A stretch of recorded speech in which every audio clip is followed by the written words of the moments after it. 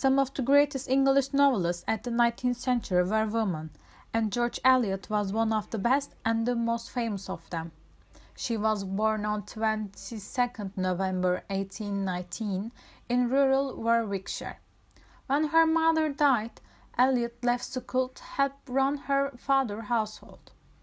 In 1841, she moved with her father to Coventry and lived with him until his death.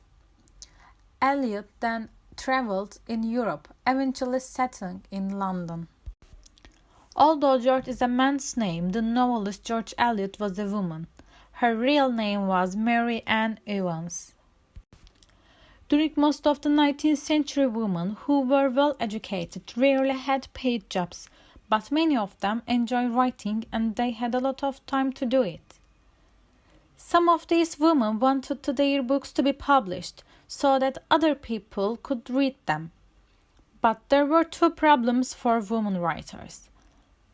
At the time, the first problem was that the men controlled the publishing companies, and many of these men didn't believe that women could write well enough to be published. The second problem was the middle and upper class people thought that it was not respectable for women to have books published. Earning money by writing was like doing a job, and it was shameful for men if people thought that their wives and daughters had to earn money even if this was not true. At the beginning of the 19th century, there were women who had books published, and they usually did this anonymously, and their own names didn't appear on the cover and the title page.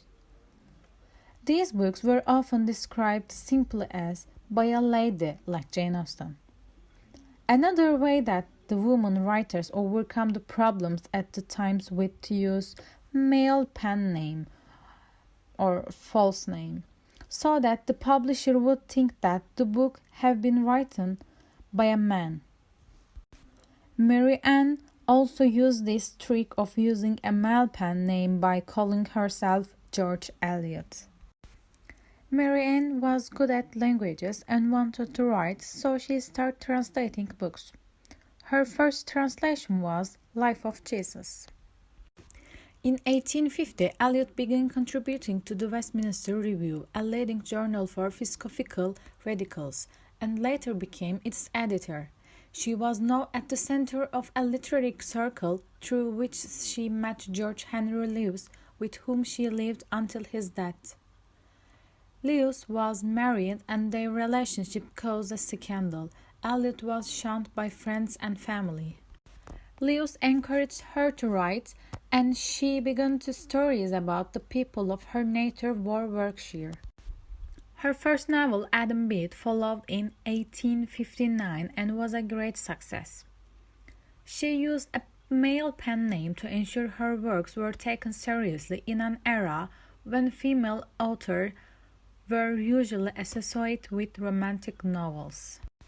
Queen Victoria was so impressed with Adam Bede and asked the artist Edward Henry Cabot to paint scenes from the book.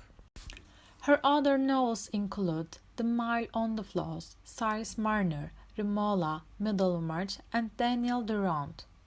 The popularity of Eliot's novels brought social acceptance. Lewes and Eliot's home became a meeting place for writers and intellectuals. After Lewes' death, Eliot married a friend, John Cross, and they moved to a new house in Chelsea, but Eliot fell ill with a throat infection. This, coupled with the kidney disease with which she had been afflicted for several years, led to her death on 22 December 1880.